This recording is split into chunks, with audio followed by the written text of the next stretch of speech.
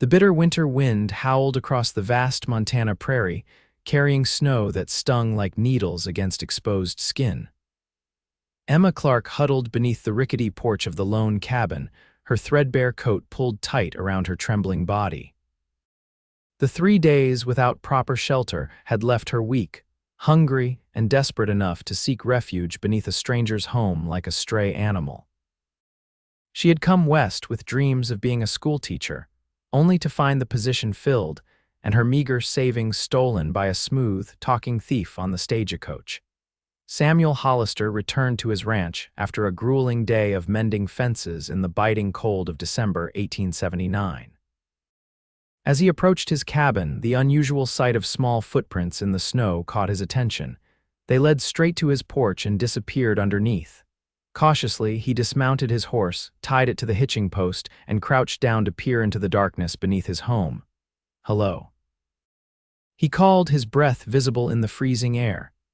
"Is someone there?" A small gasp answered him, followed by the sight of a young woman's face, pale and frightened, emerging from the shadows. Her lips were blue with cold, her dark hair matted against her face. "Please," she whispered, her voice barely audible above the wind. "I meant no harm, I just needed shelter from the storm." Samuel's weathered face softened as he took in her pitiful state. "Come inside where it's warm," he said, extending a calloused hand toward her. "No one should be out in this weather, especially not under a porch." Emma hesitated, eyeing the stranger warily. He was tall and broad-shouldered, with a thick brown beard and kind eyes that crinkled at the corners. His worn denim clothes and scuffed boots spoke of honest work, and something in his gentle expression made her trust him despite her better judgment. "I don't have anywhere else to go," she admitted, crawling forward and taking his offered hand. Samuel helped her to her feet, noticing how she swayed slightly from exhaustion. "Well, you do now," he said firmly, "at least until this storm passes." He guided her up the steps and into his cabin, which was modest but clean. A fire burned low in the stone hearth, and the warmth enveloped Emma like an embrace. She stood awkwardly near the door, too afraid to venture further into this stranger's home without permission. "Sit by the fire," Samuel instructed, gesturing to a wooden chair near the hearth. "I'll make some coffee and heat up some stew. When's the last time you ate?" "Yesterday morning," Emma admitted, sinking gratefully into the chair. "I had a little bread saved." Samuel's brow furrowed as he stoked the fire and hung a pot over the flames. "No one just ends up under a porch in the middle of nowhere, Miss Clark." "Emma Clark," she supplied, warming her hands before the growing flames. "I came from Boston to take a teaching position in Helena, but when I arrived, they'd given it to someone else. Then on my way back, a man on the stagecoach stole my money while I slept." Her voice broke slightly. "I've been walking for days, looking for work or shelter." Samuel poured coffee into a tin cup and handed it to her. "Samuel Hollister," he introduced himself. "Most folks around these parts just call me Sam. I run this cattle ranch on my own since my pa passed 2 years back." Emma accepted the coffee gratefully, wrapping her numb fingers around the warm cup. "Thank you, Mr. Hollister. I promise I'll be on my way as soon as the weather clears." "And go where?" he asked practically, stirring the pot of stew. "Nearest town is 20 Mile Creek, and that's, well, 20 miles from here. Not a journey to make on foot, especially not in winter." Emma hadn't thought that far ahead. Her plans had narrowed to simple survival: find shelter, find warmth, find food. The future beyond the next few hours seemed impossibly distant. "I suppose I'll look for work there," she said weakly. Samuel ladled stew into a bowl and passed it to her along with a spoon. "Eat first, then rest. We can figure things out tomorrow." Emma ate slowly at first, trying to maintain some semblance of propriety, but hunger soon overcame her manners, and she devoured the simple meal as if it were a feast at a fine restaurant. Samuel said nothing, simply refilling her bowl when she finished. "There's a small room in the back," he said when she had eaten her fill. "My ma used it for sewing. There's a cot in there you can use for the night." "I can't possibly impose," Emma began, but Samuel cut her off with a gentle shake of his head. "Miss Clark, it's nearly 15 below zero out there and you were sleeping under my porch. Taking the spare room isn't an imposition. It's common sense. Too exhausted to argue further, Emma followed him to a small but tidy room with a narrow cot covered in a colorful quilt. A basin of water sat on a stand by the wall. "I'll leave you to get settled," Samuel said, backing toward the door. "There's a lock on the inside if it makes you feel safer." The consideration in his words brought unexpected tears to Emma's eyes. "Thank you," she managed to say, "for everything." After Samuel left, Emma washed her face and hands in the basin, changed into the clean nightgown he had provided, likely his mother's, and slid beneath the quilt. Despite her lingering fears and uncertainties, the warmth and safety of the cabin quickly lulled her into the deepest sleep she'd had in days. Morning came with soft light filtering through a small window. For a moment, Emma was disoriented, forgetting where she was. The sound of movement in the main room brought the previous night rushing back the porch, the cold, the kind cowboy who had offered shelter. She dressed quickly in her own clothes, which Samuel had hung near the fire to dry overnight, and emerged from the room to find him frying bacon on the stove. "Good morning," he said, glancing up from his cooking. "Sleep well, better than I have in weeks," Emma admitted. "Thank you again for your kindness." Samuel nodded, sliding the bacon onto 2 plates alongside some fried potatoes. "Breakfast isn't fancy, but it's filling." They ate in companionable silence for a few minutes before Samuel cleared his throat. "I've been thinking about your situation, Miss Clark." Emma tensed, preparing herself for the inevitable moment when he would tell her she needed to move on.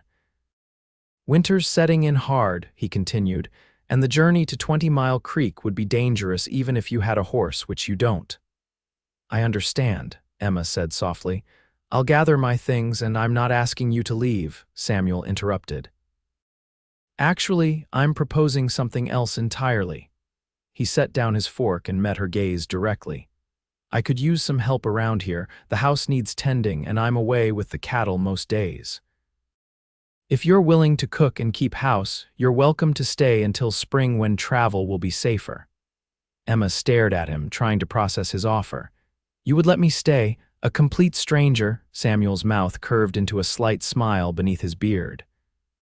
"You don't strike me as the type to murder me in my sleep, Miss Clark. Besides, I'm a fair judge of character, had to be growing up out here."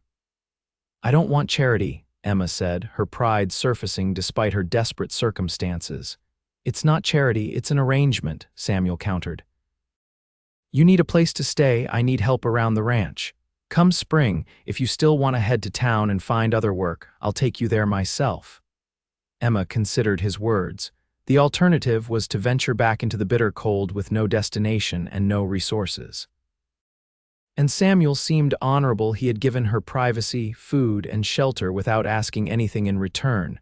"I accept your offer, Mr. Hollister," she said finally, "and I promise to earn my keep." "Sam," he corrected. "If we're going to be sharing a roof for the winter, you might as well call me Sam." Over the next few days, Emma settled into life at the Hollister Ranch. The cabin was larger than it had first appeared, with Samuel's bedroom, the small room she now occupied, a main living area with the kitchen and hearth, and a lean-to at the back that served as a washroom and storage space. It was simple but sturdy, built by Samuel's father when he first claimed the land 15 years earlier. Emma threw herself into her new responsibilities with determination. She cleaned the cabin from top to bottom, organized the pantry, and began preparing meals that were more varied than Samuel's usual fare of stew and bacon. He returned each evening from tending the cattle to find the cabin warm, his dinner hot, and Emma increasingly at ease in what was becoming their shared home. "This is delicious," Samuel said one evening, savoring a bite of apple cobbler Emma had made from preserved fruit she found in the root cellar. "My ma used to make something similar, but I haven't had anything like this since she passed." "When did she die?" Emma asked gently, noticing the flicker of sadness that crossed his face. 4 years ago, fever took her." Samuel set down his spoon. "Pa followed 2 years later. Heart just gave out one morning while he was mending a fence." "I'm sorry," Emma said, thinking of her own parents, both gone within a year of each other when she was 16. "It's hard to be alone." Samuel looked at her thoughtfully. Yes, it is, though I haven't felt quite so alone these past few days. A comfortable silence fell between them, filled with unspoken understanding. They were two solitary souls who had somehow found each other in the vast emptiness of the Montana territory. As December deepened, the storms grew more frequent and fierce. Samuel often returned covered in snow, his beard rimmed with ice. Emma would have hot coffee waiting and would help him out of his frozen coat and boots before he could even speak. One evening, after a particularly brutal day, Samuel came in with his hand wrapped in a bloody bandana. "What happened?" Emma gasped, rushing to his side. "Barbed wire caught me when I was trying to free a calf," he explained, wincing as she carefully unwrapped the makeshift bandage. "It's not as bad as it looks." Emma examined the deep gash across his palm. "It needs cleaning and proper bandaging," she said firmly, leading him to the table. "Sit down." She gathered water, cloth, and the small jar of salve Samuel kept for such injuries. With gentle hands, she cleaned the wound, applied the salve, and wrapped it in a clean strip of cloth. "You're good at that," Samuel observed, watching her work. "I helped in a hospital in Boston for a time," Emma explained. "After my parents died, before I trained as a teacher." Samuel studied her face as she concentrated on tying off the bandage. "You've lived quite a life for someone so young." Emma smiled wryly. "I'm 23, hardly a child, and necessity has been a thorough teacher." She finished with the bandage and stepped back. "There, try to keep it clean." "Yes, madam," Samuel replied with mock seriousness, but his eyes were warm with gratitude and something else Emma couldn't quite name. That night, after Samuel had retired to his room, Emma sat by the fire, mending one of his shirts. The howling wind outside made the cabin creak and groan, but inside was warm and secure. She realized with a start that she felt more at home in this remote cabin with a man she had known for less than a month than she had anywhere since her parents' house in Boston. The thought both comforted and unsettled her. Come spring, she would leave as they had agreed. This arrangement was temporary, a harbor in a storm, not a permanent anchor. She couldn't allow herself to grow too attached to this place or to Samuel Hollister with his kind eyes and gentle hands. But as the days passed, and December gave way to January of 1880, Emma found such resolutions increasingly difficult to maintain. Samuel was unlike any man she had known in Boston.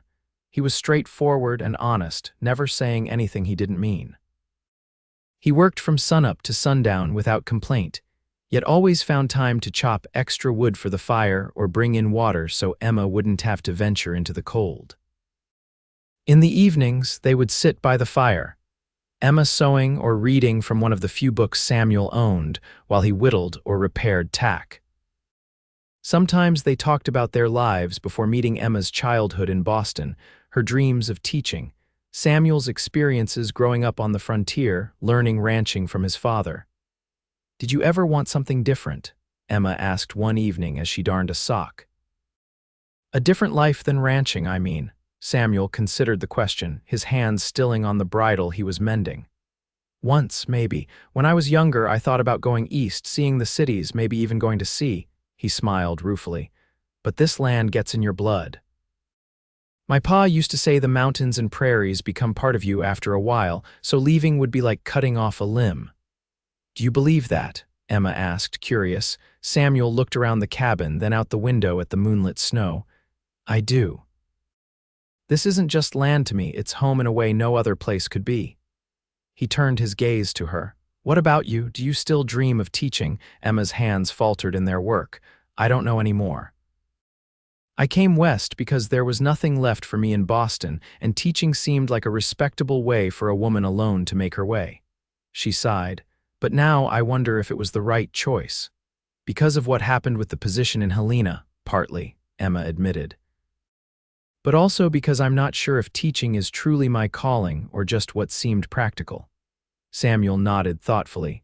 "Life has a way of steering us down unexpected paths. Sometimes the detours lead us where we're meant to be all along." His words hung in the air between them, loaded with meaning neither was quite ready to acknowledge. January brought a brief thaw, allowing Samuel to ride into 20 Mile Creek for supplies. Emma gave him a list of items they needed: flour, sugar, coffee, and a few other necessities, along with the few coins she had managed to keep hidden in her boot when her money was stolen. "Put your money away," Samuel said firmly. "This is part of our arrangement, remember?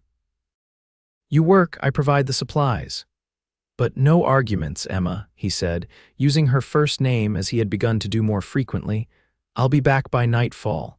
The hours of his absence stretched longer than any Emma had experienced since arriving at the ranch. She kept busy cleaning and baking bread, but her eyes continually drifted to the window, searching the snowy landscape for signs of his return. When Samuel finally appeared on the horizon, leading his horse with a pack mule in tow, Emma felt a rush of relief so intense it startled her. She hurried outside, not even pausing to put on her coat. "You'll catch your death," Samuel scolded, but his smile betrayed his pleasure at her welcome. "You were gone so long," Emma said, helping him unload the supplies. "I was worried." "Ran into some delays in town," Samuel explained as they carried packages into the cabin. "Sheriff had news about a gang of outlaws operating between here and Helena. Wanted to warn all the ranchers to be on alert." Emma froze, a sack of flour in her arms. "Outlaws, are they dangerous?" "Could be," Samuel said grimly.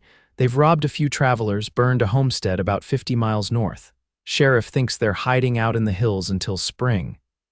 He noticed her pale face and quickly added, "Don't worry, they have no reason to come this far out. We're pretty isolated here." But that night, Samuel cleaned and loaded his rifle before setting it by his bed, and Emma noticed he checked the locks twice before retiring. Their peaceful existence suddenly seemed fragile, threatened by the harsh realities of frontier life. The threat of outlaws wasn't the only change Samuel's trip to town brought. Among the supplies were several small packages he handed to Emma with an almost shy expression. "What's this?" she asked, untying the brown paper of the first package to reveal a collection of poetry by Emily Dickinson. "You mentioned you enjoyed poetry," Samuel said, watching her face. "Thought you might like something new to read during these long winter nights." The second package contained a length of pretty blue calico fabric. "I noticed your dress is wearing thin," he explained.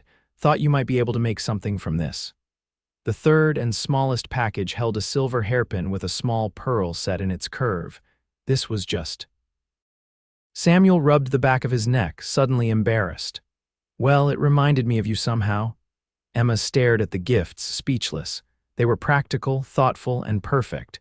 The hairpin especially, a small luxury in a life that had contained precious few, lately touched her deeply. "Sam, I don't know what to say," she finally managed. "Thank you, these are wonderful." "You're welcome," he replied, clearly pleased by her reaction. "Everyone needs something nice now and then, especially out here where it's so easy to forget the finer things." That night, Emma lay awake long after the cabin had grown quiet, the hairpin clutched in her hand. Samuel's kindness went far beyond their arrangement of room and board in exchange for housekeeping. His gifts spoke of consideration, of seeing her as more than just a convenient help around the ranch. The realization that she was developing feelings for Samuel Hollister came not as a surprise, but as an acknowledgement of something that had been growing steadily since the night he found her beneath his porch. His steady presence, his quiet strength, his unfailing kindness all had worked their way into her heart when she least expected it. But what did he feel? Was his generosity merely the natural extension of his character, or did it signal deeper feelings? And even if he did care for her, what future could they possibly have? Come spring, she was meant to leave, to find her own way in 20 Mile Creek or beyond.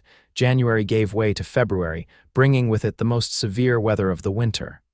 Blizzards raged for days, confining them to the cabin.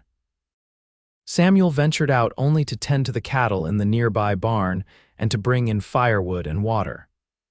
During these extended periods indoors, their relationship deepened through conversation and shared tasks. Emma taught Samuel to play checkers using a board he carved and pieces made from buttons and coins. He showed her how to whittle, guiding her hands with his own as she shaped a small wooden horse. They read aloud to each other in the evenings, Emma from the book of poetry he had given her. Samuel from an old volume of frontier tales his father had loved. During one particularly fierce storm, the temperature dropped so low that ice formed on the inside of the windows. That night they pushed the furniture back and spread blankets before the hearth, both silently acknowledging that sleeping in the bedrooms away from the fire's warmth would be dangerously cold. "I'll sleep on this side," Samuel said, indicating the space furthest from the fire.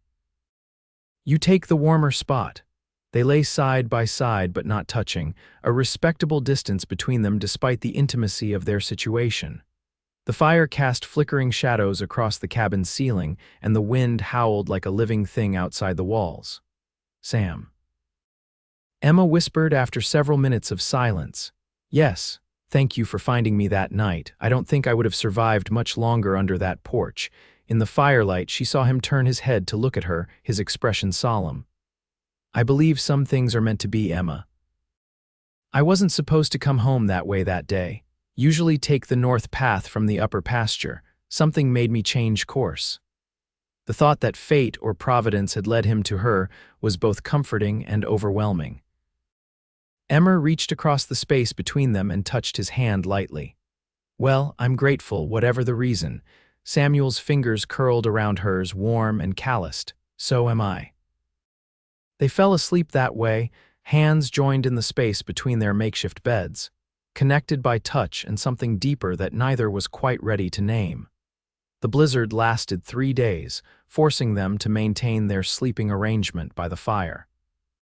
On the third night, Emma woke to find Samuel's arm draped protectively across her waist, his body curved behind hers. Rather than pulling away, she allowed herself to savor the warmth and security of his embrace, knowing that when morning came, they would both pretend it had never happened. But when dawn broke and Samuel stirred, he didn't immediately withdraw his arm. Instead, he tightened his hold slightly, his breath warm against her hair. "Emma," he murmured, his voice rough with sleep. "Are you awake?" "Yes," she whispered, not daring to move. There was a moment of silence, pregnant with possibility. Then Samuel slowly released her and sat up, running a hand through his hair. "Storm's breaking," he observed, nodding toward the window where the first rays of sunlight were visible through thinning clouds. "I should check on the cattle." And just like that, the moment passed, leaving Emma with a hollow feeling of missed opportunity. She watched him pull on his boots and coat, wondering if she had imagined the longing in his voice when he spoke her name. As February progressed, the weather gradually improved, allowing Samuel to spend more time outside repairing fences and tending to the early preparations for spring calving. Emma missed his presence in the cabin but kept busy with her own tasks, including starting a new dress from the blue calico he had given her. One afternoon, as Emma was kneading dough for bread, a sharp knock at the door startled her. Samuel rarely knocked, and they hadn't had a single visitor all winter. Cautiously, she approached the door, remembering Samuel's warnings about outlaws in the area. "Who is it?" she called, one hand on the latch. "Deputy Marshal Wilson from 20 Mile Creek," came the reply. "Looking for Samuel Hollister." Emma opened the door to find a tall man in a worn coat with a tin star pinned to his chest. Behind him, 2 other men sat on horses, their expressions grave. "Mr. Hollister isn't here right now," Emma explained. "He's out checking the herd." "Can I help you with something?" The marshal eyed her curiously. "And you are?" "Emma Clark. I'm staying here for the winter, helping with the house." Something in the marshal's expression made Emma uncomfortable, not suspicion exactly, but a calculating assessment that made her feel exposed. "Well, Miss Clark, when Hollister returns, tell him we're tracking those outlaws the sheriff warned about last month. They hit the Peterson place yesterday, made off with cash and horses, shot Peterson's oldest boy when he tried to stop them." "Is he?" Emma couldn't finish the question. "He'll live, but it was a close thing. We think the gang is headed this way, maybe looking to hole up in the hills beyond Hollister's property." The marshal glanced at the cabin, then back at Emma. "You shouldn't be out here alone, miss. These men are dangerous." "Sam will be back soon," Emma assured him, trying to project a confidence she didn't feel. "And I'm not completely helpless." The marshal nodded skeptically. "Just tell Hollister to keep his eyes open and his rifle loaded. We'll be patrolling the area for the next few days." After the marshal and his men rode away, Emma closed and locked the door, her hands trembling slightly. The remote location that had seemed so peaceful now felt isolated and vulnerable. She found herself checking the window every few minutes, anxious for Samuel's return. When he finally appeared on the horizon, Emma rushed outside to meet him, the cold air biting at her cheeks as she relayed the marshal's warning. Samuel's expression darkened as he listened. "Peterson's boy shot. Damn." He glanced toward the hills that bordered his property to the west. "If they're headed this way, we need to be prepared." That evening, Samuel brought extra supplies into the cabin, more ammunition for his rifle, lanterns with plenty of oil, additional blankets, and preserved food that could be quickly packed if they needed to leave in a hurry. "I don't mean to frighten you," he told Emma as he placed his rifle near the door and another smaller firearm on the mantel, "but I want us to be ready for anything." "Have you dealt with outlaws before?" Emma asked, watching him check the locks on the windows. Samuel's face hardened. "Once, about 6 years ago, 3 men tried to steal our cattle. Pa and I drove them off, but one of them shot our dog before they left. Mean-spirited cowards, the lot of them."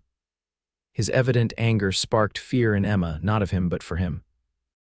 "Sam, promise me you won't try to face them alone if they come here. The marshal said they're dangerous." Samuel's expression softened as he looked at her. "I promise I'll be careful, Emma. I have more to protect now than just cattle." The weight of his words hung in the air between them. More to protect her, us. The implication was clear, and it sent a flutter of emotion through Emma's chest. That night, Samuel moved his bedroll into the main room, positioning himself between the door and Emma's room. The gesture was protective, practical, and oddly intimate, a silent acknowledgement that whatever was growing between them mattered enough to defend. For 3 tense days, they waited, jumping at every unusual sound, Samuel keeping his rifle close at hand even when doing chores. But no outlaws appeared, and gradually, they began to relax, settling back into their routines with only occasional glances toward the hills. On the 4th day after the marshal's visit, Emma was alone in the cabin, putting the finishing touches on her new blue dress, when she heard the sound of approaching horses. Assuming it was Samuel returning early from checking fence lines, she went to the window, a smile already forming on her lips. The smile died instantly. 3 rough-looking men on horseback were approaching the cabin from the west, not from the direction of the pastures where Samuel was working. Emma's heart began to race as she remembered the marshal's warning. These had to be the outlaws. Moving quickly, she grabbed the smaller firearm from the mantel, checking that it was loaded as Samuel had shown her. Then she positioned herself beside the window where she could see out without being easily spotted. The men stopped about 20 yards from the cabin, surveying it with calculating eyes.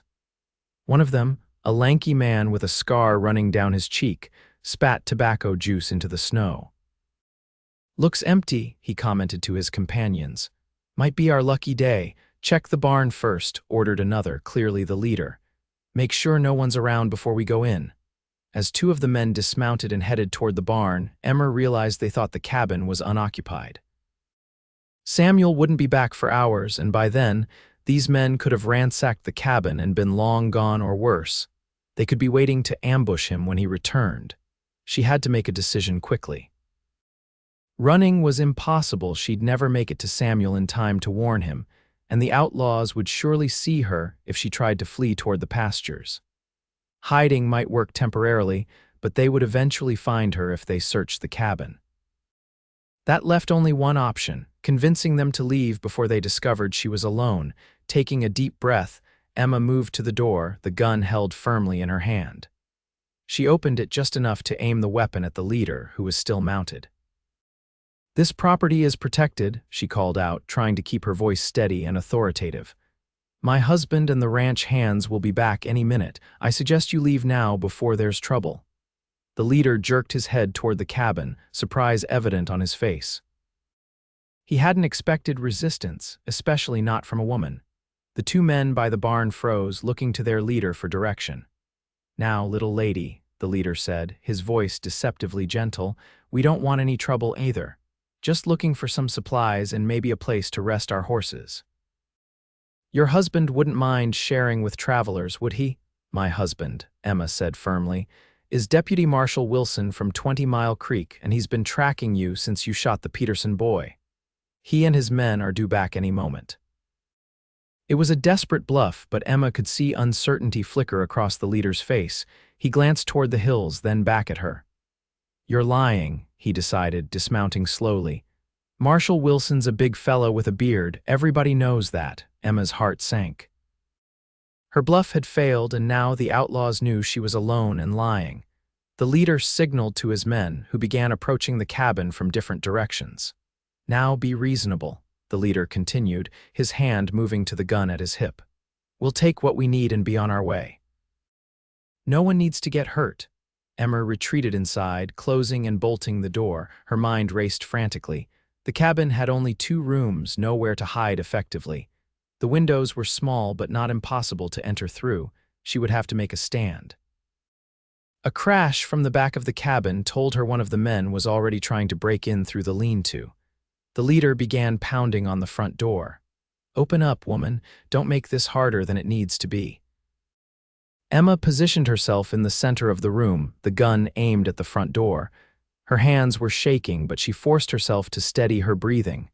She would not be a victim. Not again, not after everything she had survived. The pounding at the door grew more insistent, and she could hear wood splintering. It wouldn't hold much longer. The window to her right shattered as one of the outlaws used his gun butt to break the glass. A hand reached through to unlatch it from the inside. Emma fired the gun at the ceiling, the sound deafening in the confined space of the cabin.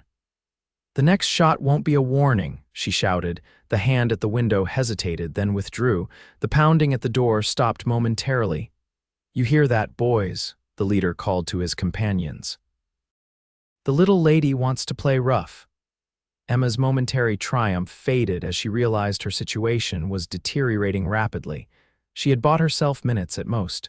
The gun had only a few shots left, and there were 3 men determined to enter. Just as despair began to overwhelm her, a new sound cut through the tension, a rifle shot from the distance, followed by a shout. Get away from my cabin and my wife. Samuel's voice, loud and commanding, was the most beautiful sound Emma had ever heard.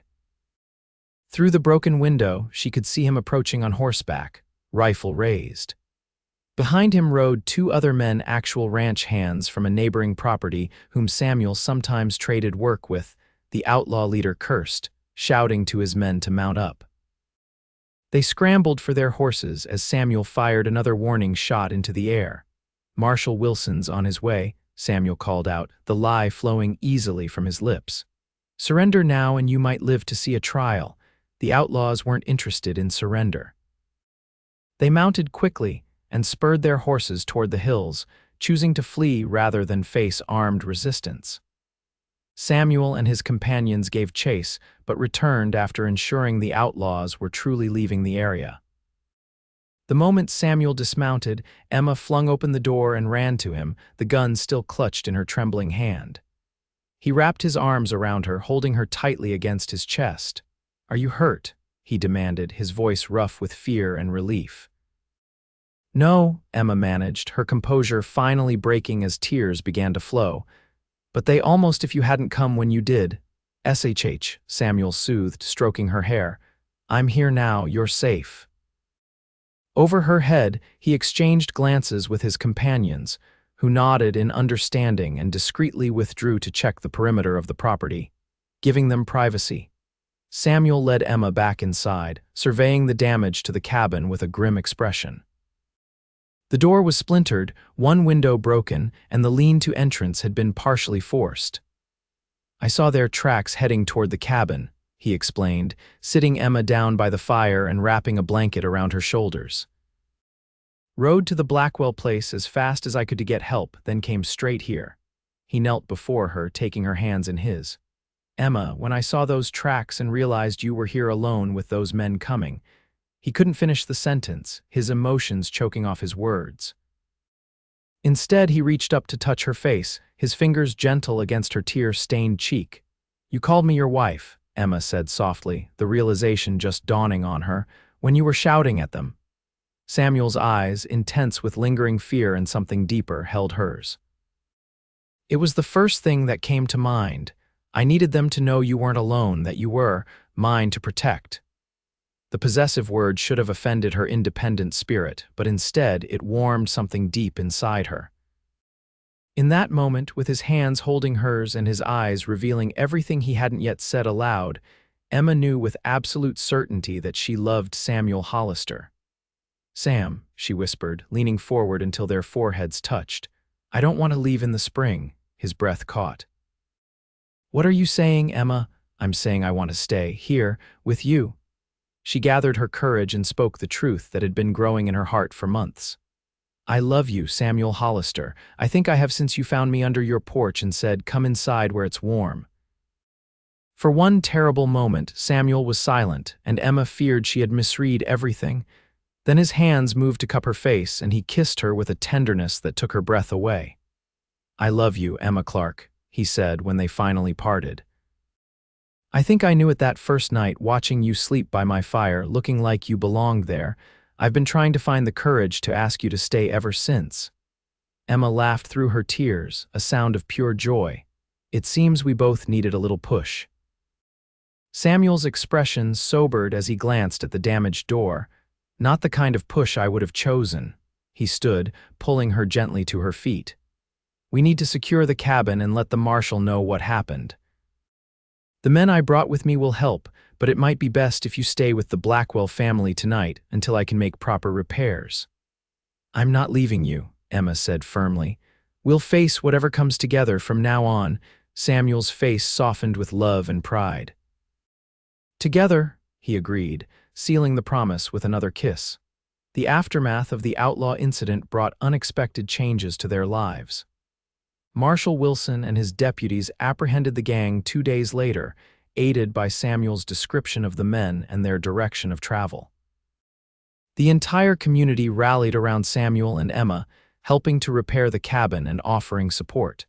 News of their relationship spread quickly through the scattered homesteads and ranches of the area. Most people responded with approval, and even a touch of romantic enthusiasm for the story of the Boston schoolteacher found sleeping under a porch and the rancher who took her in. A few raised eyebrows at the propriety of their living arrangement, which prompted Samuel to take Emma aside one evening in late February as they sat by the fire. "People are talking," he said simply, whittling a small piece of wood as he often did in the evenings. Emma looked up from her sewing. "About us, you mean?" "Yes." Samuel set down his knife and the half-finished carving a small wooden heart Emma noticed with a flutter in her chest. "I don't give a damn what people think for myself, but I care about your reputation, Emma." "My reputation was already in question the moment I arrived here," Emma pointed out pragmatically. "A woman alone, without family or connections, is always subject to gossip. Which is why I think we should give them something real to talk about," Samuel said, reaching into his pocket and withdrawing a simple gold band. "This was my mother's. My father gave it to me before he died, said I should save it for when I found someone special." Emma's hands stilled on her sewing as Samuel knelt before her chair, the ring held between his fingers. "Emma Clark, I love you more than I ever thought possible. You brought life and light back into this cabin and into my heart. Will you marry me? Be my wife in truth, not just in words shouted at outlaws." Tears of happiness filled Emma's eyes as she nodded, too overcome to speak for a moment. Samuel slipped the ring onto her finger where it fit as if it had been made for her. "Yes," she finally managed to say. "Yes, Samuel Hollister, I will marry you." They were married in early March of 1880 in the small church in 20 Mile Creek, with half the county in attendance. The story of their meeting had become something of a local legend, embellished with each telling until some versions had Samuel fighting off wolves to rescue Emma from beneath the porch. The truth, they both knew, was far simpler and yet more profound. Two lonely souls had found each other against all odds, brought together by circumstance and kept together by choice and love. Spring came early that year, the snow melting to reveal tender green shoots pushing up through the soil. Samuel and Emma expanded the garden behind the cabin, planting vegetables and flowers side by side. They added a larger lean-to for laundry and storage, and Samuel began plans for adding another room to the cabin. For the future, he explained when Emma questioned the need. A family needs room to grow. The idea of building a family with Samuel on this land that had become her home filled Emma with a happiness she had never dared to imagine during those desperate days when she'd first arrived in Montana territory. On a warm evening in late April, they sat together on the porch, watching the sunset paint the distant mountains in shades of purple and gold. Samuel's arm was around Emma's shoulders, her head resting comfortably against him. "Do you ever think about that night?" Emma asked softly. "When you found me under this very porch," Samuel's arm tightened around her. "Often. I thank God every day that I decided to come home that way, that I noticed those footprints in the snow. I was so afraid," Emma remembered, "cold and hungry and certain I was going to die out there. Then I heard your voice saying, 'Come inside where it's warm,' and somehow I knew I could trust you. And I knew I needed to protect you," Samuel said, pressing a kiss to her temple. "Though I didn't realize then that you'd end up protecting me just as much from loneliness, from the emptiness this place had become after my parents died." Emma turned in his embrace to face him, her hands coming up to frame his beloved face, now familiar in every detail. "We protected each other. We still do." Their lips met in a tender kiss as the last rays of sunlight gilded the porch where their story had begun. The cabin behind them was secure, the land around them full of promise, and their future together stretched out before them like the vast Montana sky, boundless and bright with possibility. As darkness fell and the first stars appeared, Samuel and Emma Hollister went inside together, closing the door on the world outside. The cabin that had once been merely a shelter was now truly a home, warmed not just by the fire in the hearth, but by the love they had found in each other, a love that had begun with simple words spoken on a bitter winter night. "Come inside where it's warm."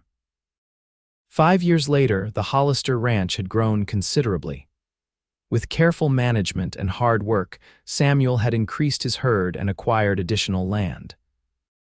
The cabin had been expanded into a proper house with multiple rooms, including a nursery for their 3-year-old daughter Sarah and the new baby, James, born just 2 months earlier. Emma sat on the expanded porch, rocking James while watching Sarah play with the puppy Samuel had brought home last spring. The garden she had started during their first year together now flourished with vegetables, herbs, and flowers, providing food for their table and beauty for their home. Life on the frontier remained challenging. Harsh winters, unpredictable weather that could destroy crops, the constant work of maintaining a ranch, but they faced each challenge together, stronger for the partnership they had forged. Emma had found her true calling not in teaching school as she had originally planned, but in creating a home and family with Samuel.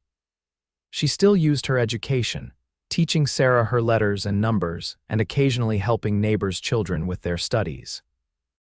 She had even started a small lending library in their home, sharing her growing collection of books with families from miles around. Samuel emerged from the barn, wiping his hands on a cloth as he approached his family.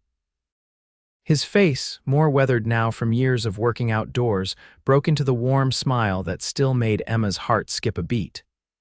"There's my beautiful wife and children," he said, bending to kiss Emma before scooping up Sarah, who squealed with delight. "And how is my little princess today?" "Papa, I helped Mama with the baby," Sarah announced proudly. "I sang to him when he was crying and he stopped." "Did he now?" Samuel asked, glancing at Emma with a raised eyebrow. Emma nodded, her eyes twinkling. "She has a natural gift, takes after her father that way."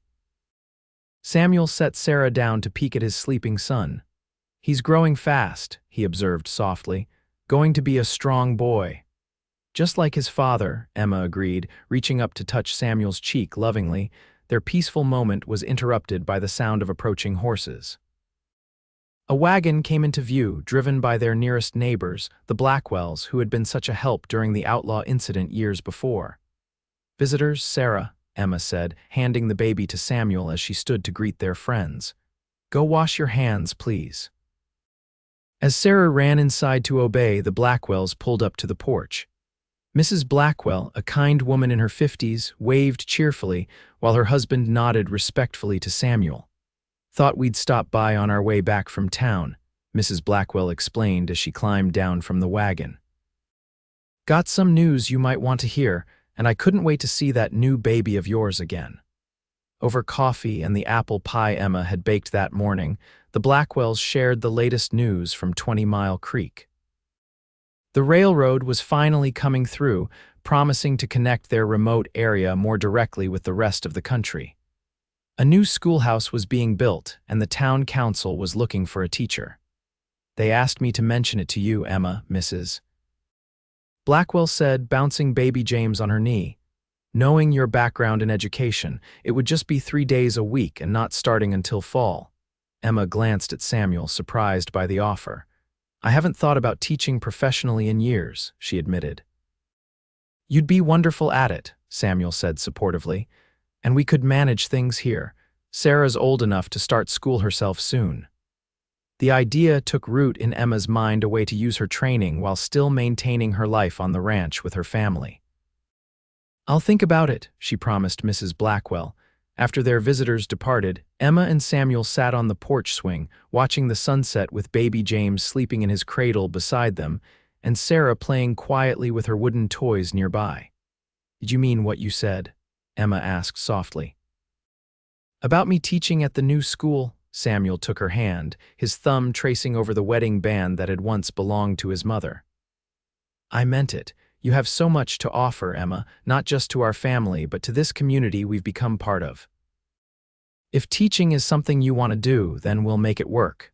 Emma leaned her head against his shoulder, overwhelmed by gratitude for this man who continued to support her dreams even as they built new ones together. "I think I'd like to try," she said. "Just 3 days a week would still give me plenty of time here with you and the children." "Then it's settled," Samuel said simply. "My brilliant wife, the school teacher." They sat in companionable silence as darkness fell, the first stars appearing in the vast Montana sky. Sarah eventually grew tired and climbed into her father's lap, her small head nodding against his chest as sleep overtook her. "Should we put the children to bed?" Emma whispered, not wanting to disturb the peaceful moment. Samuel shook his head slightly. "Not just yet. This is perfect right here." And it was perfect, this life they had created together from such unlikely beginnings. Emma thought back to that desperate night when she had huddled beneath this very porch, cold and afraid and without hope.